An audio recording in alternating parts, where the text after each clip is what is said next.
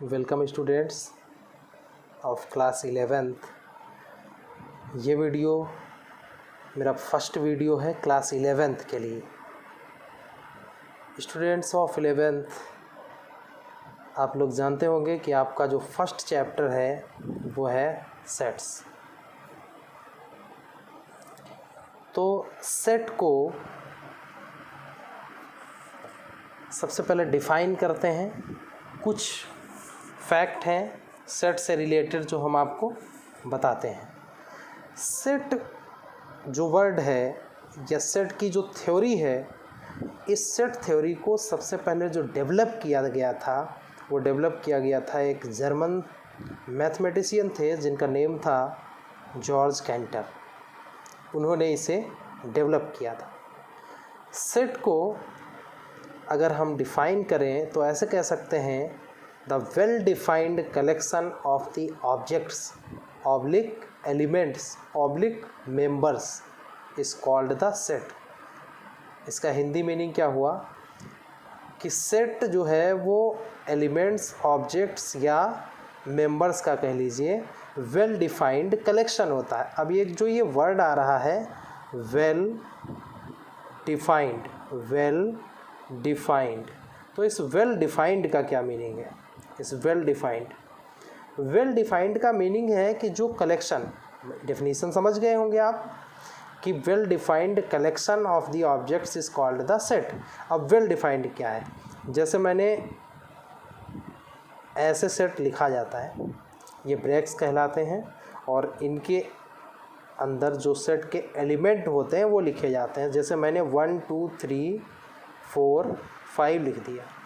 ये अगर आप देखें तो नेचुरल नंबर्स लिखी हुई हैं 1 to 5, मतलब 1 से लेकर के 5 तक की क्या लिखी हैं? Natural numbers. तो ये अब ये वेल डिफाइंड का मीनिंग समझिए। वेल डिफाइंड का मतलब जो भी एलिमेंट्स यानी जो कलेक्शन है वो वेल डिफाइंड का मतलब उसके जो एलिमेंट्स हैं उनकी स्पेसिफिक प्रॉपर्टी से है। मीन्स जैसे हम यहाँ पर कहें कि ये किस चीज़ का कलेक्शन है, तो हम ये कह सकते हैं this is the collection of natural numbers up to 5 या 1 to 5 या लेस देन 6। भाई 6 से लेस देन ये सारी हैं, 1 to 5 हैं, तो ये 1 to 5 नेचुरल नंबर्स हैं। तो कलेक्शन वेल डिफाइंड का मीनिंग क्या हुआ कि क्या है जो अंदर है मेंबर्स, वो क्या है, उनकी स्पेशल प्रॉपर्टी क्या है, इस चीज़ को कहते हैं वेल डिफाइंड। जैसे मैंने कहा ये सेट लिया A E I O U, ये क्या है? वोवेल्स हैं, इंग्लिश अल्फ़ाबेट के वोवेल्स हैं। तो यहाँ पर अगर हम कहेंगे कि ये वेल डिफाइंड का मीनिंग क्या है? वेल डिफाइंड का मीनिंग ये है कि ये क्या है, ये चीज़ बता रहा है कौन कि ये वोवेल है, यानी ये कलेक्शन किसका है? इंग्लिश अल्फ़ाबेट के वोवेल्स का है। This thing is called the well defined collection. अब कुछ और फैक्ट इससे रिलेटेड, जब हम सेट को रिप्रेजेंट करते हैं तो कैपिटल लेटर, जैसे वोवेल के सेट को रिप्रेजेंट किया किससे? V से, ठीक है। ऐसे ही अदर भी रिप्रेजेंटेशन है, जैसे नेचुरल नंबर के लिए हम कैपिटल N यूज़ करते हैं, होल नंबर्स के लिए W, और इंटीजर्स के लिए Z या I, और रेशनल नंबर्स के लिए Q, रियल नंबर्स के लिए R। तो इस टाइप से हम रिप्रेजेंट करने के लिए ये कैपिटल लेटर यानी सेट को कैसे रिप्रेजेंट करते हैं? कैपिटल लेटर से। और ये उसके अंदर के क्या होते हैं? एलिमेंट्स होते हैं। एलिमेंट्स को हमेशा किससे रिप्रेजेंट करते हैं? स्मॉल लेटर से। और सेट का रिप्रेजेंटेशन कैसे करते हैं? कैपिटल लेटर से। अब इसी से रिलेटेड मैं एक और सिंबल आपको बता दूं जो मैं बोलूँगा अक्सर, और उसका रिप्रेजेंटेशन लिखना भी पड़ सकता है। जैसे यहाँ पे ये लिखा हुआ है V इज़ इक्वल टू, मैंने सेट का लिखा हुआ है A E I O U। ये क्या है? वोवेल्स हैं, यानी कि ये जो वोवेल्स का सेट है उसमें ये सभी क्या कर रहे हैं? बिलोंग कर रहे हैं। बिलोंग सुना होगा, ये मीनिंग होता है बिलोंग का सिंबल है। यानी कि जैसे हमें लिखना है ये V है, कैपिटल V मीन्स ये पूरा सेट का रिप्रेजेंटेशन। तो हम ऐसे लिख सकते हैं कि A, इसको पढ़ेंगे A belongs to V, belongs to V का मतलब है कि ए वी में है, मीन्स जो ये वी लिखा हुआ है ये सेट, इसमें ए भी है, तो हम इसको ऐसा लिख सकते हैं ए बिलोंग्स टू वी, मतलब ए इस वी में एग्जिस्ट कर रहा है। और जो चीज़ नहीं होगी, अब जैसे यहाँ पे ए ई आई ओ यू है तो इसमें सी नहीं है क्योंकि सी वॉवेल नहीं होता है, तो C does not belongs to B. तो डज नॉट बिलोंग का सिंबल क्या है, जो बिलोंग्स का सिंबल है ये एप्सिलॉन, इसी को ऐसे कट कर दो तो यही हो जाता है डज नॉट बिलोंग्स, यानी C does not belongs to V. बात समझ में आई। अब हम इसके आगे इसके टाइप्स पे बढ़ते हैं। Types of the set, types of the set, ठीक। 2 टाइप के सेट हैं आपको पढ़ने। फर्स्ट टाइप है रोस्टर और टेबुलर फॉर्म, रोस्टर और टेबुलर फॉर्म। मैंने पहला क्या लिखा हुआ है, रोस्टर और टेबुलर फॉर्म। मैं पहले इसी को डिफाइन कर लेता हूँ, उसके बाद सेकंड वाले का नाम लूँगा, तब तक इसी को समझिए। रोस्टर और टेबुलर फॉर्म, इसके बारे में मैं आपको इसको डिफाइन करके बताता हूँ। इस टाइप में क्या होता है, इन रोस्टर और tabular form elements are listed and these are separated by commas within the breaks। क्या मीनिंग इसका हुआ कि इस टाइप का जो सेट होगा उसमें एलिमेंट्स क्या होंगे, लिस्टेड का मतलब लिखे होंगे। जैसे मैंने नेचुरल नंबर का सेट लिखा तो 1 2 3 4, और ये नेचुरल नंबर्स हम ऐसे लिख रहे हैं जो लेस देन 5 हो। तो लेस देन 5 कितनी नेचुरल नंबर होती हैं, 1 2 3 4। तो ये सेट हो गया किसका, नेचुरल नंबर्स लेस देन 5, ठीक। अब हमने इसकी डेफिनेशन क्या बोली थी, रोस्टर और टेबुलर फॉर्म। रोस्टर और tabular form means in this type of set elements are listed, मतलब सारे एलिमेंट्स लिखे होंगे जिनका सेट होगा, और वो कॉमा के द्वारा सेपरेट होंगे within the brackets. Brackets मतलब ये जो आपने कर्ली ब्रैकेट लगा रखा, ठीक है। तो इस टाइप की फॉर्म होगी तो उसको हम क्या कहेंगे, रोस्टर और टेबुलर फॉर्म। और इसको हम रीड कैसे करेंगे, इसको रिप्रेजेंट कैसे किया है कि set of natural numbers less than 5, यानी ये क्या है, सेट ऑफ नेचुरल नंबर्स, और कैसी natural numbers, less than 5, okay. तो ये हो गया set of all natural numbers less than 5। अब सेकेंड जो टाइप है वो है set builder form. Set builder form. अब सेट बुल्डर फॉर्म, और इसमें मैं फिर बता रहा हूँ, एक बार इसको ध्यान से समझ लीजिए। जो भी रोस्टर या टेबुलर फॉर्म होगी उसमें सारे एलिमेंट्स जिनका सेट होगा वो लिस्टेड होंगे, मतलब लिखे होंगे, और वो सारे के सारे कॉमा से सेपरेट होंगे, ठीक है। इसमें ऐसा नहीं होगा। इसमें जैसे मान लीजिए हमने नेचुरल नंबर्स का सेट लिखा है, किसका सेट लिखा है, नेचुरल नंबर्स का, या नेचुरल नंबर्स कुछ भी, कोई भी सेट ले लिया, जैसे मान लीजिए नेचुरल नंबर्स का ही है।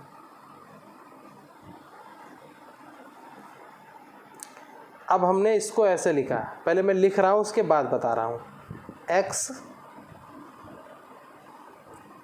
फिर x is a natural number less than 5।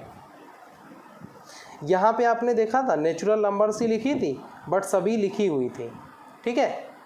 यहाँ पे मैंने क्या लिखा, x फिर colon, x is a natural number, is a के बजाय यहाँ पे लिख लो the, x is the natural number less than 5, ठीक है। मीन्स ये सेट किसका है, x का, और x क्या है, एक्स नेचुरल नंबर्स हैं, वो भी कैसी नेचुरल नंबर्स हैं, less than 5। X natural numbers हैं और वो भी कैसी नेचुरल नंबर हैं, लेस देन 5। ठीक है, अब इसमें मैं एक रिप्रेजेंटेशन आपको बताता हूँ जिसको पढ़ते क्या, ये जो आप ब्रेक्स देख रहे हैं कर्ली ब्रैकेट, इनको रीड कैसे करते हैं, ये किसके लिए स्टैंड होते हैं, मीन्स इनको कहते हैं the set of all. Means ये जो आप लिखे बने देख रहे हैं सिंबल कर्ली ब्रैकेट के ब्रेक्स के, इसको पढ़ते हैं द सेट ऑफ ऑल। और फिर यहाँ जो ये 2 पॉइंट जिनको कोलन कहते हो, कोलन को जानते हो क्या रीड करते हैं, सच दैट। क्या पढ़ते हैं, सच दैट। तो यानी कि इस पूरे को अगर हमें रीड करना है तो हम कैसे रीड करेंगे, the set of all x.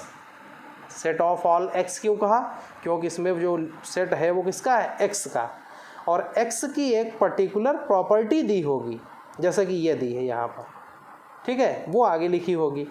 तो इसको पढ़ेंगे the set of all x, और फिर इस कोलन को क्या रीड करते हैं, सच दैट, और फिर ये प्रॉपर्टी आगे दी होगी, such that x is the number, natural number less than 5। यानी कि ये ऐसी नेचुरल नंबर्स का सेट हुआ जो सभी 5 से लेस देन है।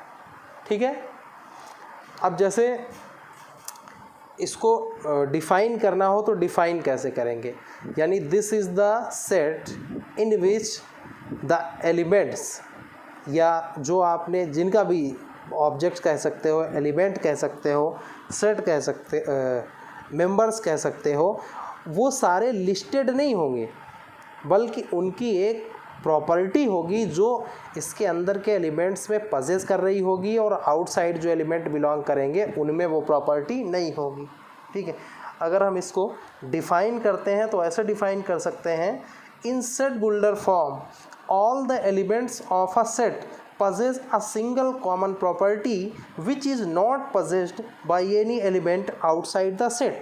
मीन्स सेट बुल्डर फॉर्म में सेट के अंदर जो एलिमेंट्स होते हैं वो एक सिंगल कॉमन प्रॉपर्टी पजेस करते हैं जो सेट के आउटसाइड वाले एलिमेंट नहीं करते। जैसे यहाँ पर x की, यानी जो x है मीन्स जो एलिमेंट हैं उन सब की एक कॉमन प्रॉपर्टी ये है कि वो सभी नेचुरल नंबर हैं, और कैसी नेचुरल नंबर हैं, लेस देन 5। यानी जो यहाँ पे ऐसे लिखा था वो यहाँ पे ऐसे लिख दिया गया कि नेचुरल नंबर x जो है, x का ये सेट है, और x है क्या, x is the natural number less than 5। तो जब x आप नेचुरल नंबर लेंगे 5 से लेस देन वाली, तो यही तो 4 आएंगी। तो यही चीज़ यहाँ मैंने लिखी है कैसे, रोस्टर या टेबुलर फॉर्म में, और यहाँ पे कैसे लिखी है, सेट बिल्डर फॉर्म में। मैं 1-2 और एग्जांपल सेट बिल्डर फॉर्म के मैं आपको समझाता हूँ। जैसे मैंने a से अब किसी सेट को रिप्रेजेंट किया है, सेट को रिप्रेजेंट किया है a से, और यहाँ लिखा x, फिर यहाँ x। अब आगे हम x की प्रॉपर्टी लिख रहे हैं।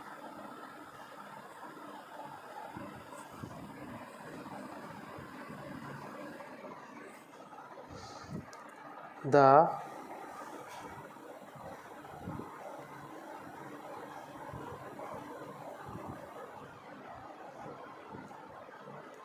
पॉजिटिव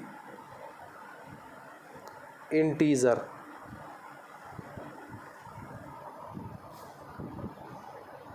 विजिबिलिटी में थोड़ी सी प्रॉब्लम है।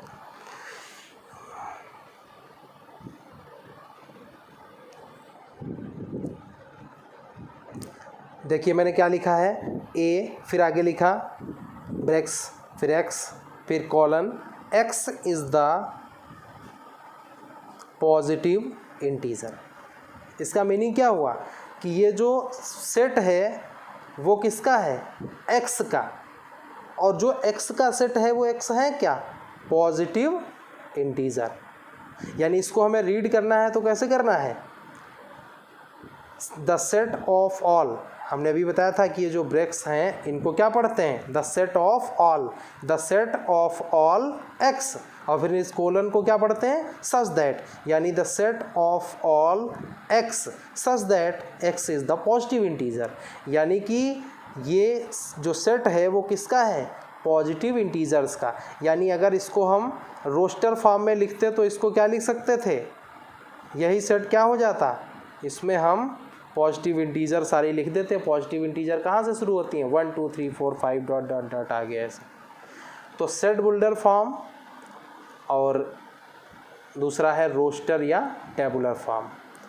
आप इस वीडियो को अगर इन केस कोई भी चीज़ एक बार में क्लियर नहीं होती है तो आप दोबारा से वीडियो को देखें, और अच्छे से अगर आप बाकी चीज़ों को, बाकी एक्टिविटीज़ को सेकेंडरी करके वीडियो को ध्यान से देखेंगे तो मुझे लगता है एक ही बार में सारी चीज़ें क्लियर हो जाएंगी।